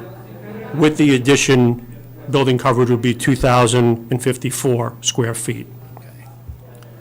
So the best way that I like to look at this is, if I were a zoning board member or I were a neighbor, is the proposed addition overburdening the lot or the neighborhood? It complies with all setbacks, and the zoning board can grant the relief to make it compliant. The 3,500 square feet would equal 32% FAR. Okay. So the zoning board mathematically, the zoning board realizes that they can't use the existing up to 20% to solve this FAR and building coverage problem. So in the proposal, as you see here, as drafted, they would be allowed to receive requests from property owners and contemplate the issuance of a special permit to increase, and the increase is undefined. Okay. Issue with that. So this is, again, this is 32%. The challenge the zoning board has is, how do you create a specific number and simultaneously try to capture all of the what-if scenarios? But this gives you a general feel as to what a typical scenario is in a typical neighborhood in Chelmsford, what homeowners are trying to do in the zoning restrictions that they're faced with, and the zoning board hands are tied. So that's the proposal from the zoning board. They're very much interested in expediting this. This example, as well as another one from their December meeting, have basically both agreed to continue with the primary purpose of seeing how the planning board views this, with the hope and expectation that it can get to April town meeting, be adopted, and then provide additional tools for both property owners and the zoning board to work with the neighborhood to come up with a reasonable solution and move forward. Well, I mean, I think the ZBA's request is perfectly reasonable. You're right, sticking a number on it is the tougher piece, and we've got both the FAR and the the building area. Now, we don't necessarily have to apply the same, basically, we're being asked to give the ZBA some additional percentage as a tool that they can use. We don't necessarily have to use the same number, the same percentage, if you will, for the building area and the FAR. I mean, the FAR is affected by building up. Total gross square Total footage. gross, yeah. Yeah. Whereas the building area is The footprint. simply that, it's the footprint. And it may be that we want to have a smaller, if we want to do something like this, that we want to have a smaller number for the allowed increase in footprint than we do for FAR. I mean, FAR just means you're going up, and it may be perfectly reasonable in any given neighborhood. I mean, a lot of the stuff, I mean, is this up in the Westland somewhere? It's Rainbow. Rainbow, where is It's Rainbow? off North Road, It's off North Road, okay. before Parkhurst. Yeah, I mean, the location So I isn't, guess the question I'm just is curious. it okay to go up? Because if you're looking at a 10,000 square foot lot in the Westlands that has a ranch on it, is it okay to take that to a 3-story townhouse in the Westlands? Right, like, I'm Because okay with this is taking it mansionization. 2-story. 2 stories, This because is that makes absolutely sense. And I think that's where you're Adver- going, but you have a great Adjacent point. properties will not be adversely impacted. I mean, they still have to make How that do you make the determination. argument that ZBA does. I'm adversely impacted if the style of house next door to me wants to change? Why is that an adverse Well, impact? if I it don't know. Is adversely impacted by. I don't want to look at a tall Large. house? well, we regulate sell it. height, and we regulate setbacks I understand, but Yeah. if the height is 3 stories and 35 feet. currently, Yeah, That's an right. issue, yeah. so Well, that may, I I mean, it it depends would. on how you look at it. So that's I think not, this change would dramatically change housing stock considerations in Chelmsford. Yeah, I have an issue, like, I want to go and think about this, because there's Yeah. a couple of things that are happening in my neighborhood, and I want to know how this would change it, because Yeah. I'm not happy, like, again, I have an issue with us being, every time people want to go further out, then we come in here, then we propose it to town meeting, we go, okay, let's give them a little bit more freedom to go a little bit closer. Well, then we're going to be, at a point where we're going to be Lowell. Open up your window, you put your Well, I hand don't down, know you if can we're going touch. to be low, but we're But that's what it feels like, especially Yeah. where there's so many properties that are already going small. to be Somerville. Right? And I just, So, buy 2 lots. If you want to expand, buy the house next door and build what you want. so my concern is not whether or not I'm going to look at a house next door to me that doesn't look like my house. My concern is that we're already seeing $350,000, $400,000 ranches being bought up and turned into $800 to $1.2 million colonials, pseudo-colonials. Where? To High Street, for one. I mean, I think 10,000 square feet. Robin Hill Road for another. And it changes the availability of the low-end housing in town. So if we're okay with saying, yes, we want to see Chelmsford gentrified, then I think this is a good way to do it. If, on the other hand, we want diversity of housing in Chelmsford, I think this is going to harm that goal. And I'm not the one to say, what is it that we want? I mean, I think we have to, put it out there for public comment, but I can tell you for sure that if we drop the floor area ratio and FAR requirements, that it simply promotes more of buying up low-end lots in order to put high-end housing on them. Guaranteed. So that's my concern with this. See, I look at it differently. We did not change this when we put the previous 20% in place because we didn't want the gentrification. We didn't want to promote it.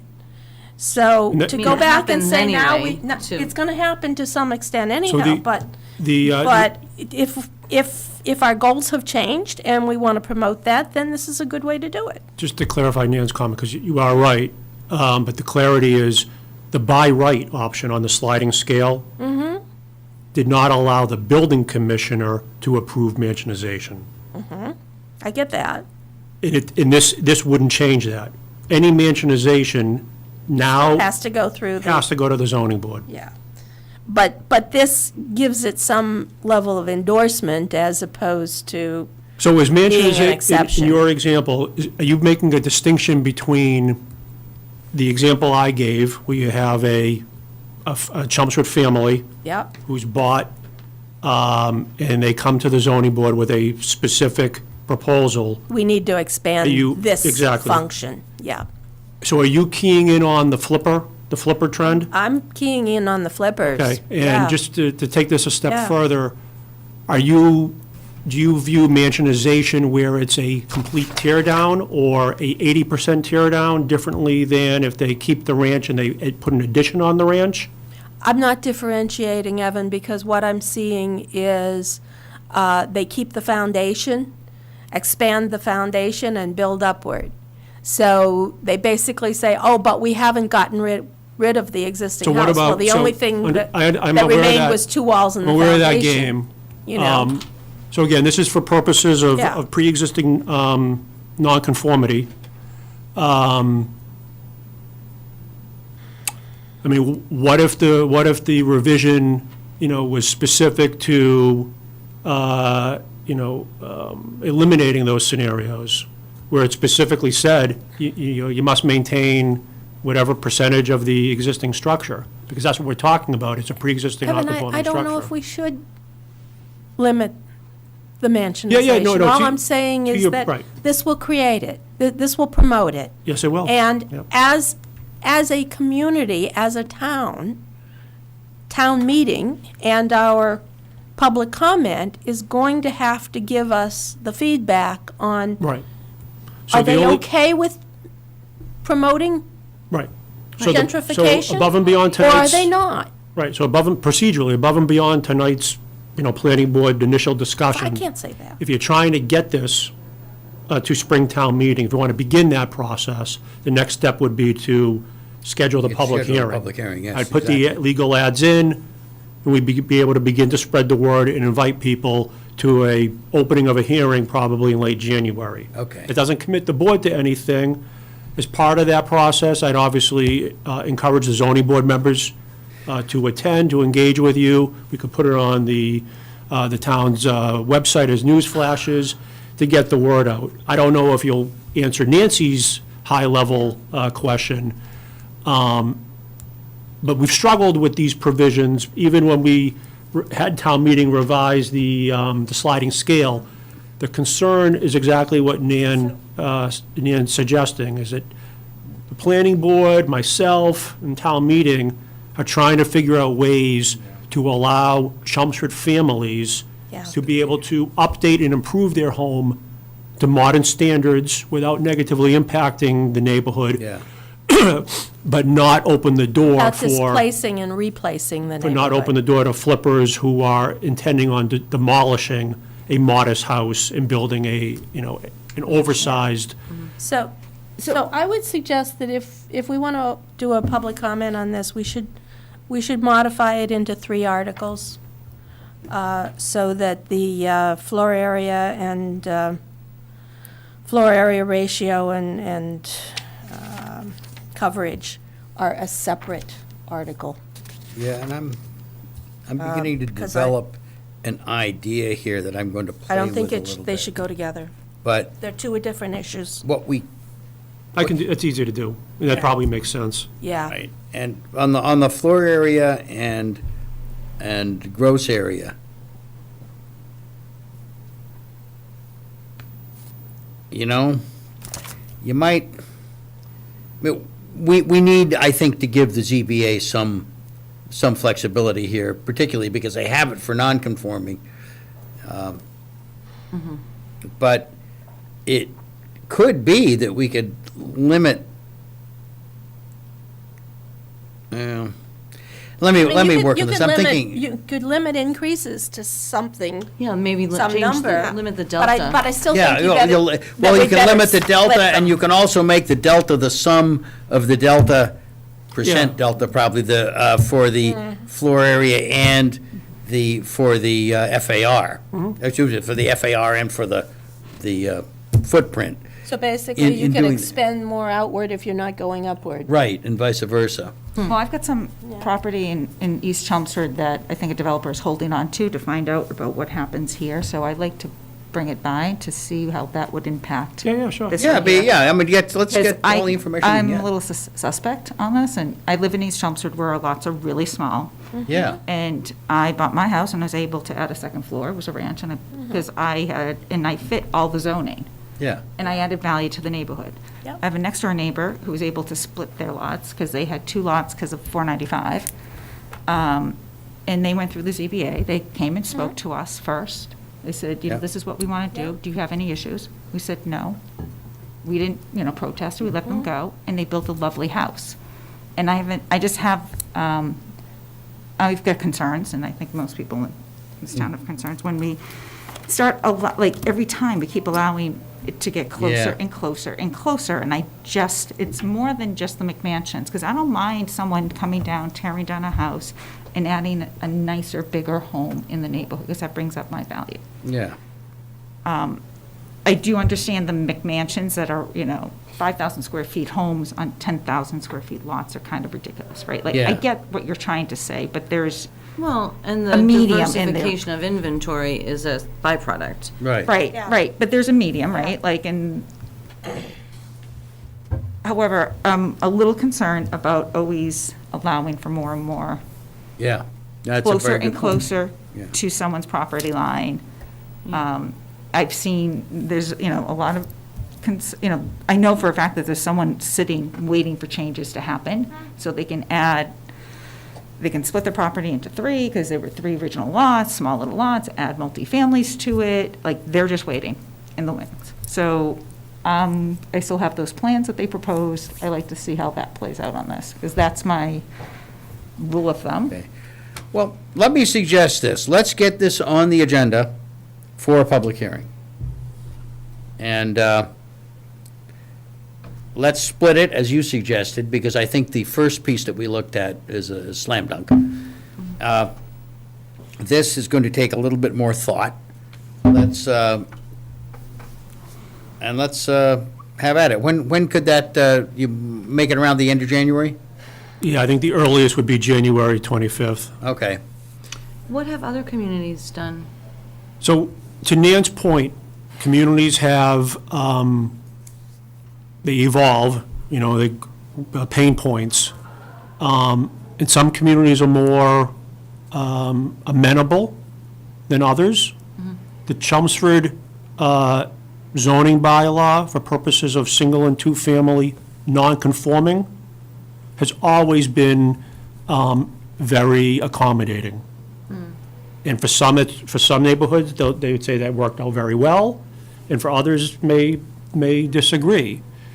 But the challenge, and I think, Nancy's picking up on this, and I encourage you guys to read the housing section of the master plan. Yeah. While the town isn't physically building new neighborhoods, the town has tremendous pressure on those existing neighborhoods. And it's not just pressure from flippers. The example I gave you today is a real-world example Yeah. Right, for someone who describes their situation as a fairly modest neighborhood and a modest house. right. But when you look at the numbers and you begin to do the math, Yeah. that's where there may be a disconnect. The communities are all over the spectrum as to what they do. But I think in Chelmsford, it's, trying to strike that balance where you have neighborhoods that are very family-oriented. People move in for that specific reason, and they're either growing family or a multi-generational family. Yeah. And now you layer on COVID and the notion that, a house in the Westlands that wasn't built with a garage, and they currently want a garage in 2022, That, to me, that's not unreasonable. No, I So- lived in Westlands, we drew up plans. Yeah, yeah. So what I will say is, and I think you guys can vouch for this, is that the Chelmsford Zoning Board has always been a good board. Yeah. Meaning they've never gone through phases where there's been significant changeover in their makeup or their philosophy. Pretty consistent. They're consistent. Yeah. And they understand that issuing variances is very sparingly, per the state law, and issuing special permits is one where they prefer to do, but they're not necessarily inclined to do if the proposal is unreasonable, or if there's reasonable opposition and concerns. So that process has served the town really, really well. It has, yeah. Not only, for neighborhood concerns, but direct abutter concerns, which is likely why the zoning board feels as though continuing to provide that resolution in their forum makes sense. Otherwise, what's likely going to happen is, to Nancy's point, if the town doesn't provide some additional flexibility, particularly on FAR and lot building coverage, essentially, the zoning board has no choice. And by default, the message to existing homeowners who are in a situation like that, They're stuck. we've made a decision that what you have is what you're entitled to. Well, my inclination is that I think we want to grant some relief here and give some room to the ZBA, but I don't know how But much. cautiously. And do it cautiously, and But I got to not a think about blanket. this, so. Yeah, and I think they'd be amenable to that. And I'd like to hear what they think Yeah. would be useful. I mean, so the 20 doesn't work, based Yeah, upon the 20 current. yeah, they're saying that 20 doesn't work. And it doesn't matter. But 40 is probably too much. Yeah, right. Right, So there's probably a number that would work for here and now. Would they like to send somebody up, maybe our next meeting, and just Or chat maybe with us like- about? Yeah, I'm going to reach out to them. I had Okay. told them, I had asked specifically for their permission to advance this. Yeah. I received that. I didn't expect any of them to be here this evening, but I will certainly, Yeah. if we get it on for the 25th, I'll make sure that they're invited and encourage them Yeah, to- invite them up, and, we'll I have like a the chat. idea of some kind of hybridization of the formula. Yeah, I'm going to work on what that might Yeah. look like. I Again, think it's more, I all- think it's more of the concept. The details we could always, Right. Yeah. I don't think anyone's going to be fighting over whether it's, Yeah. up to 30 or, 32, 29 or 35. 31, I don't think the Right, vote's going to argue. right. Well, I mean, just this one here, what was that, 32%?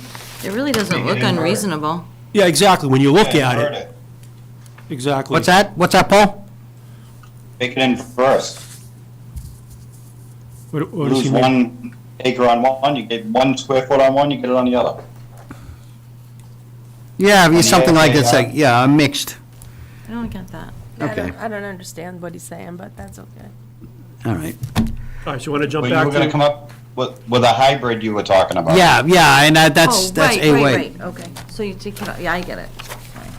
Okay, well, let's, It's there. let me think on that. And we should all think on that. And we'll, okay, you're making a minor agenda item for next meeting. We can discuss this a little bit more, Yep. assuming we have time. Our next And- meeting is The 11th. The 11th. of January. Yeah. Okay. Do we have any other business tonight? Yes, so No, quickly. we have the other two. Quickly, the MBTA, I provided you a working draft of the action Yeah. plan. This needs to be submitted by the end of January. I think for the purposes of the action plan, I think it provides enough information. NIMCOG and the state appear to want a bit more information or specificity, which if we are able to, we can do that. But the action plan does not require definitive proposals. Okay, that doesn't require us to define specific areas Because that would be it covered. does not, it does not. Okay. It does not. Probably a good thing. Yeah, but we should fill If- this out, like the Yeah, yeah, plan was so- for us to go through this tonight, Yeah, I mean, we don't need to spend a lot of time on it tonight, if we can put it on to the next agenda for Rather the do it- 11th. Like, do we have time to do Yeah, it? if you- Like, yeah, it's- yeah. it's 8:40. We can just Let's sit go- down. Let's go through it now. I think we wanted to do it, correct me if I'm wrong, to make it as vague as possible. I'm sorry? Like, we're gonna submit it as vague as, Well, what I've filled in for the draft is the level of detail that I am able to fill out based upon what I've heard and what I know. I did not insert any specific proposals Okay. or concepts. I didn't even, Do you need any in there? if we're able to come up with some that the board is open to as a concept, without obviously spending a lot of time on mapping, public comment, public input, it's worthwhile putting in there. The state's looking for a baseline example that the planning board in the town has thought about this based upon where we are in the process. So, last meeting, we talked about a strategy of centralized or decentralized. Anita mentioned, 129 in its entirety as an example. no, I didn't, I said, You said one, yeah, I you said did. UPS. No, last meeting, you mentioned, Oh, yeah. I mentioned you could simply use the existing COID overlays if you wanted to. Since then, Anita has expressed I like the UPS. Bayard better than the Seoid, though. I'm sorry?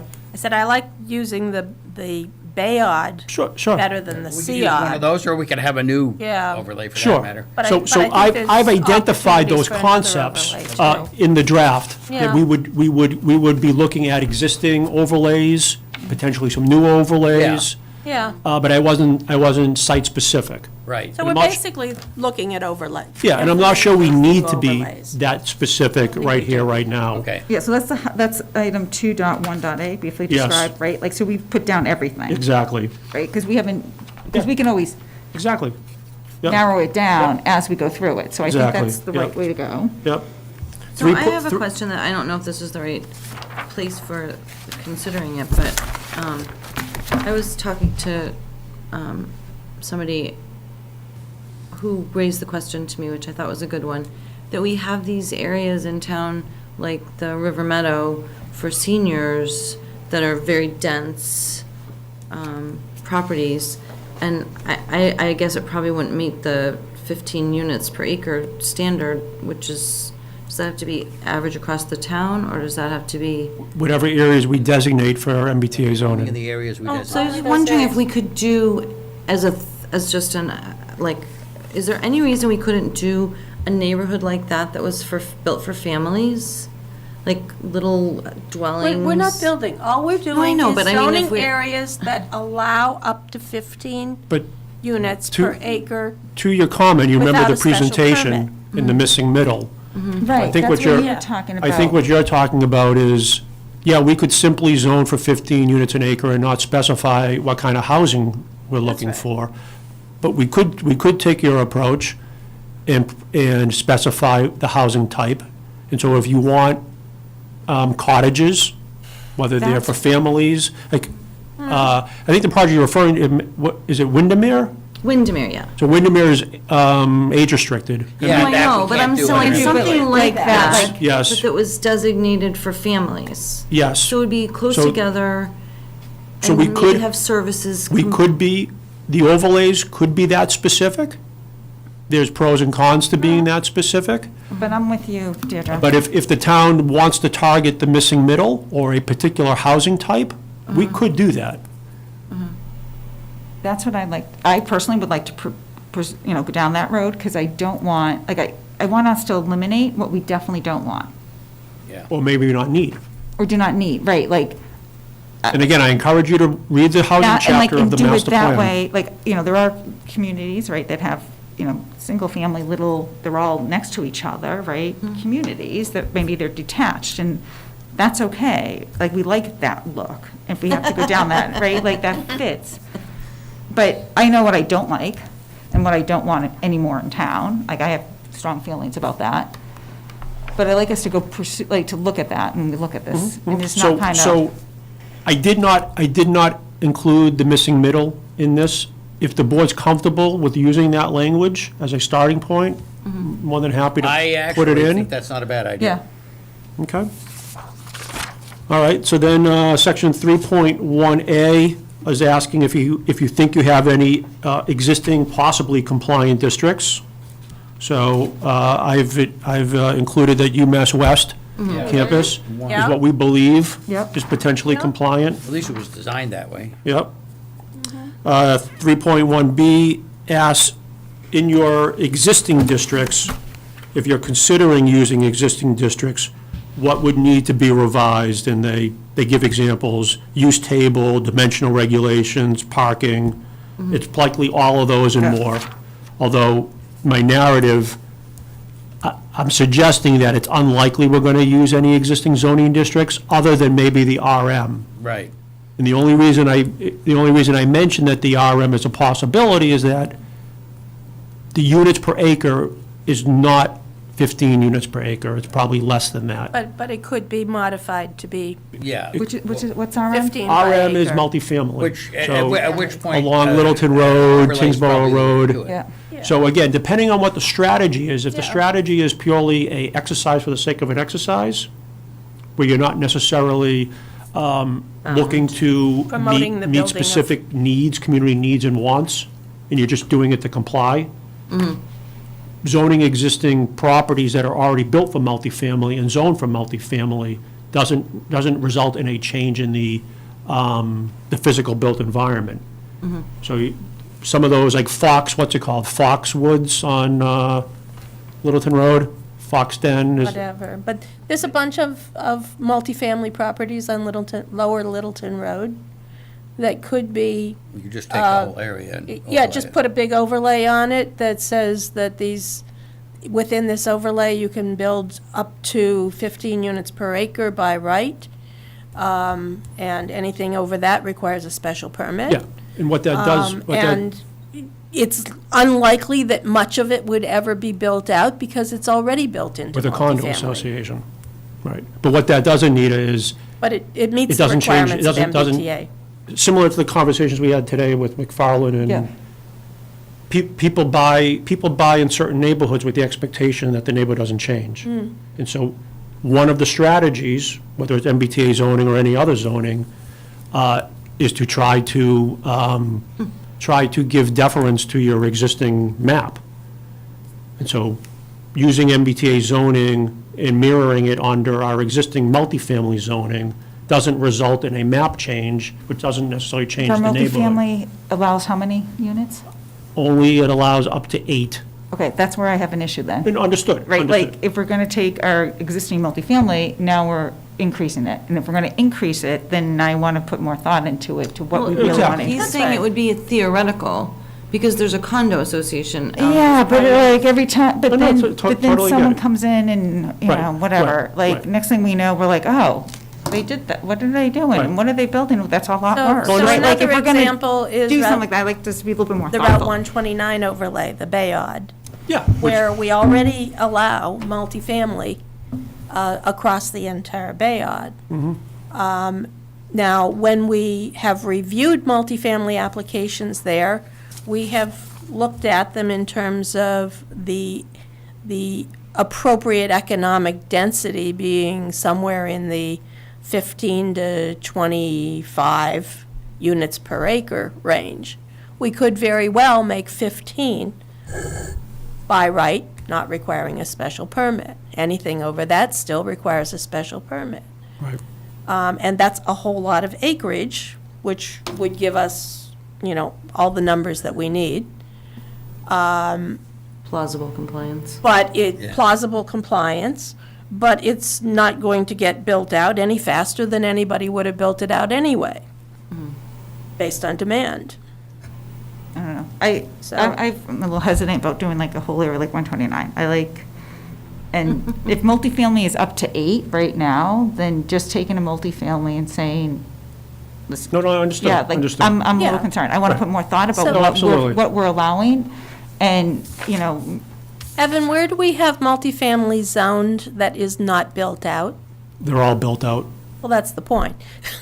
So you could very well increase that from 8 to 15, and it's not going to modify anything because it's already built out. But then So somebody It's decides- built out per, Eight. per 8. Right, then someone comes in and So wants they'll- to add an addition or whatever, and next thing we know, we're up to Sure, sure, sure. 15, right? Like, And they could flatten it. The Yeah, new so- building that's being put up right now on Littleton Road, there was 2 buildings on the property, and now they've just recently finished a third. Yeah. Do you know what I'm talking about? Yes. So that changed from the property from what density per acre to what, do Oh, you it's know? still That's real a low. new, that's an 8-unit. Yeah, The new building's only 8 units. yeah. Okay. That's like 24 units total on 3.5 acres. Yeah. Something like that. It's real low. Yep. Okay, so I will insert the missing middle as a interesting concept to be To be explored further. explored. Yep. And then the timeline is really the section 4. This is probably of most interest to the state. So what I propose is begin public outreach in January 2023. That's not long. Extend that to October of 2024. That's basically our whole public engagement. Okay. From the Yeah. time we begin to All the right. time when we get to town Okay. meeting. Develop zoning beginning in January through December. That process, as we've discussed, is likely going to be with NIMCOG. through December, I'd like to propose zoning in the fall town meeting. No, this is just to develop, not to adopt. Yeah, but that's what I'm saying, like, should we do this till April or like till the summer of 2024 to go into fall town meeting, prepare Yeah, the well, zoning? let me just continue the timeline here. Okay, sorry, Zach. Third step would be applying, this is an interim step, applying the DHCD compliance model. We'd be working with NIMCOG. That's really the math, when you apply all of the requirements that the state puts on. That's a 6-month process. Fourth step is submit final draft to DHCD for advisory review and opinion. That's not a requirement, but that was something that NIMCOG suggested, and I think it's probably a good one. That's beginning of 2024. April to June of 2024 is revise the final draft per any technical, legal DHCD comments. Yeah, there will be some. There will be. And then the August, September of 2024 is hold the required planning board public hearing. And then you can set it up for town meeting. And then September of 2024 is FinCom and Select Board legislative sessions. And then October of '24 would be town meeting. Okay, sorry. Fair enough, yeah. Yep. That's a reasonable schedule. I don't want to make it any tighter than that, but, okay. Okay, so just final comment on this. Tomorrow, NIMCOG is having a webinar on their annual DLTA. I'll be joining that webinar. As we've discussed, Chelmsford will be submitting an application asking to use DLTA funds to have NIMCOG assist the planning board in Yeah. Chelmsford. Very much. That assistance can run the gamut from public engagement all the way to technical assistance, including public presentations, town meeting, and so forth. I am likely going to put in for the soup to nuts at the beginning. Yeah. And then, we'll get NIMCOG in here to talk with the planning board about refining the scope. Okay. I think a lot of the scope is going to be dependent upon if the planning board can come up with a guiding strategy, or if we're going to just enter this process with everything on the table. And we begin that discussion this evening. I think that's going to be the biggest challenge, is just what is our strategy? And just the simple things we discussed tonight, I don't know what the process is to figure out what strategy is better than the other strategy. Other than, like, if you zone 129, it's an invitation. Yeah. Compared to taking RM and just rezoning RM is less of an invitation, because there's established homeowners associations and legal documents that would have to be unraveled, which may be complicated. But as I mentioned to the board, at the end of the day, the board needs to figure out, along with the community, are you truly embracing this as an opportunity for the town to provide a local need, which we can document? We've documented a local need for certain types of housing. Or is it a strategy, just to comply for the sake of complying without really providing a real market opportunity? That's something, we need to figure that out sooner than later, because if you're asking NIMCOG to do that, they can go through a 12-month exercise. Yeah, that's expensive. Which isn't necessarily expensive, but it will occupy the planning board. And my concern for the board and the community is, kind of like we heard tonight with McFarland and Monmouth, is we don't want to unnecessarily create alarm. So by the time you go out to public, even though all your meetings are public, you don't necessarily be wanting to make any proposals until you've really thought out what's the strategy. So I want you to begin to think about that as we get NIMCOG in here over the next probably 30 days to talk to you about what's the scope. Evan, in these zoning overlays, assuming that's how we do it, can we require the housing to be affordable housing? So to Joel's question earlier, thank you. The regulations allow communities to require up to 10% affordability as long as they have an inclusionary bylaw on the books now. So we do. So they require us to, No, it's the local opt-in. but they allow us to? I think we should take that out. Correct. Oh, yeah. Okay. Correct. But we can't require it to be 100% Can affordable. only be no more than 10%. Okay, which does nothing more than maintain our percentages. But at Correct. least it Doesn't- maintains our percentages. Right. Well, it does maintain our percentages, but it doesn't go very far toward fulfilling where we have particularly identified our need. True. All goes back to, there's planning for the sake of Because- planning, and there's planning for targeting a real need. And I Well, think we've done. That's why Yeah, I I understand threw that, out, but I mean, like, the specifically point is- the UPS site, right? sure. It's IA right now, but really, let's look at how much money we're making off of it and how much it's causing agita, amongst East Chelmsford right now. And if, I don't know, I really think you guys should drive by UPS and get a look at I it. have. Because it's getting worse and worse about the tractor trailers. And to your point, it may never be ever sold and never, like, they may be there forever. However, it might be, if we do have this, who knows, they might, business may There's change certainly no harm in tomorrow. doing that. I mean, So- And one then of we're the looking things- at, like, housing, is that a good place for this middle? Could be. Could Could be, be. because, Could be. and it's 100 acres, Yeah, could be. right? And so now we're like, well, would we want that in that? I mean, granted, mean, we'll it's a have an long-term- impact. it's a long-term But it's a play. long-term strategy, and it's very specific. It's one area. It Mm-hmm. hits all the requirements. It's on the Lowell Transit, Sure, it's on the sure. line. It's right there, it has access to Route 3. That's how I was approaching this, right? But to me, it's like, it's very specific. Meaning predictable. Like, it's not an overlay where it could be 100 different places. It's a very specific It's a very geographic. specific, like, right. yeah, and it's, let's look at financially, Well, it's a let's very look at it. specific place that has Right. almost zero likelihood Well, of that being too. built out, yeah. But, Yeah. you know, Or you I say think that. what Nita was saying, if it is built out, it may not be that detrimental. That detrimental, and people will embrace it, In fact, it right? may be And an it gives you- improvement. Right, and it'll maybe an improvement. So it's one of those things that, as opposed to just doing, Sure, sure. let's look at our Means multifamily. building a new school, if you put everything in one place.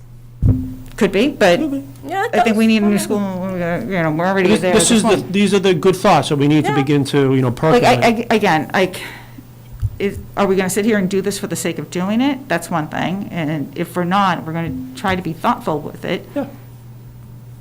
Then maybe it could be built up, could not be built out, but I don't know that, but I'm very uncomfortable just kind of hitting all our multifamilies and now all of a sudden changing them to 15. Like, Sure, that makes me yeah. nervous. No, I don't like that. think, I think something a little more focused.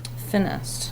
Yeah, and then maybe then we add in the, UMass Lowell campus, because that was intended, right? So we do not only have it in one specific area, but Right, we we could have a take, couple. we look at that that's already dense and may say, okay, let's include this. And that way we don't have to have the full, Yeah, right. If mathematically you only need to zone 100 acres, why would you go more then?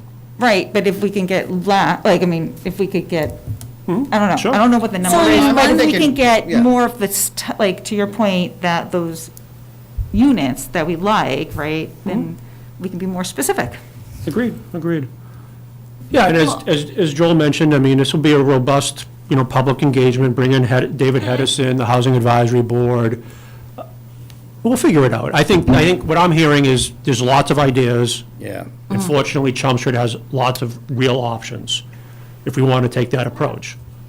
Okay. Well, I mean, we could also take something like the UMass Lowell and do something, I mean, we can't do it, obviously, but kind of try and invite someone, I mean, it could even be the Davis people, or it could be the Trammell Crow, to do another similar Yeah, if we were project. aware of it, sure. If we were aware of another Trammell Crow opportunity, sure. Right, and maybe it could be more of a combined retail, Yeah, multi-use, mixed use. multi-use too.